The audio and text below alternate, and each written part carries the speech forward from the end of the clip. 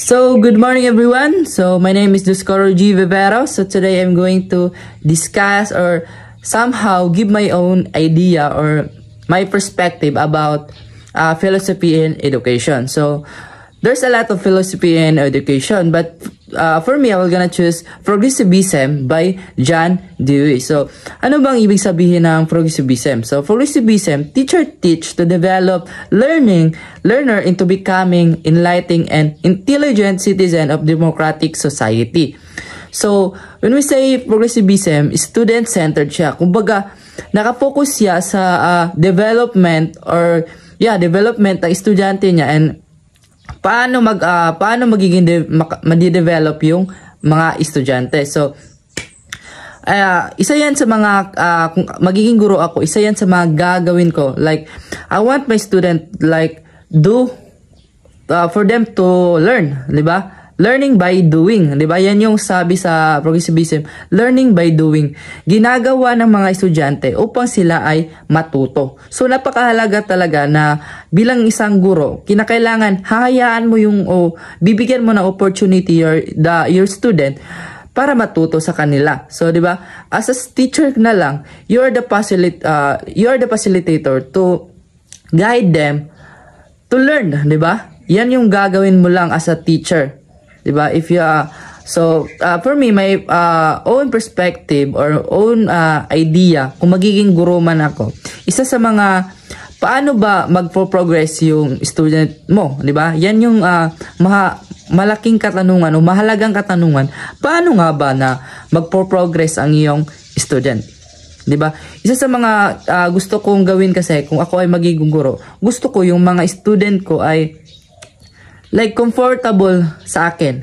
'Di ba? Parang mas maganda kasi na yung mga student mo comfortable sa iyo kasi hindi sila matatakot. But it doesn't mean I'm leading them to disrespect me or encourage me na hindi nila ako respetuhin. Kasi isa yan sa mga kinakatakutan ng mga guro kasi kung mapapalapit ka kasi or close ka or comfortable ka sa yung mga student, na chance na merong pagkakataon talaga na merong hindi ka rirespetuhin ng student. But for me, nasa sayo lang yan kung paano ka rirespetuhin ng iyong student, di ba? Kasi merong mga student na nirerespeto lang yung guro nila kasi alam nila stricta or mataray, di ba? Kasi yan yung mga natatakot yung mga student nila.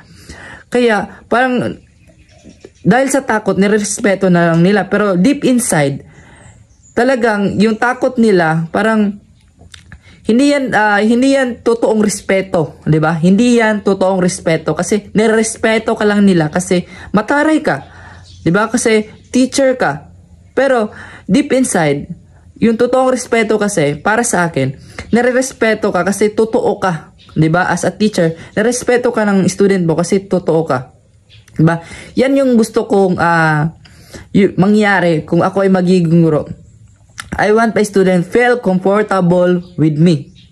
Bakit? Kasi para maging develop sila, kinakailangan kasi comfortable yung mga student mo sa'yo kasi hindi sila matatakot, lalong-lalo na sa pang-academic learning nila, no? Kasi kung meron, halimbawa, nagtatanong ka, 'di ba? Yung mga student mo, hindi yan matatakot na sumagot kasi alam nila yung guro nila hindi naman mataray, hindi naman stricta. So, hindi sila matatakot na sumagot kung tama ba o mali yung isasagot nila. So, parang ikaw, kinakailangan mo itatak mo sa isip ng iyong student na it's okay na mali yung sagot nila. Ang importante doon, sumagot sila, 'di ba? Yan yung isa sa mga kinakailangan ng mindset ng isang guro, 'di ba? Na kinakailangan natin ibigay sa kanila, 'di ba? Itatak sa isip nila na okay lang yan na mali ka, okay lang kasi meron namang there's room for learning, 'di ba? Kaya ka nga nandiyan as a teacher upang turuan sila. At paano matututo ang yung mga estudyante mo sa iyo kung takot naman sa iyo?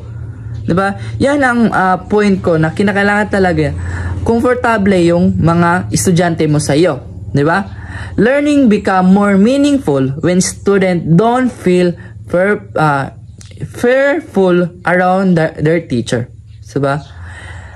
Napakadali lang matuto ng estudyante kung yung guro nila, alam nila, hindi sila takot. Diba? But, pero yung main point ko dito, hindi dahil hindi takot yung mga estudyante sa'yo, parang hindi ka nila re-respetuhin. No, for me, the student will gonna respect you as a teacher, and how will you, yung pakikisama, di ba? Diyan talaga, isa yan sa mga kinakailangan talaga na kung meron kang pakikisama, and understand your student, di ba?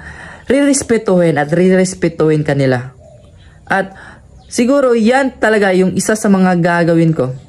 'Di ba? If yung philosophy ko niyan,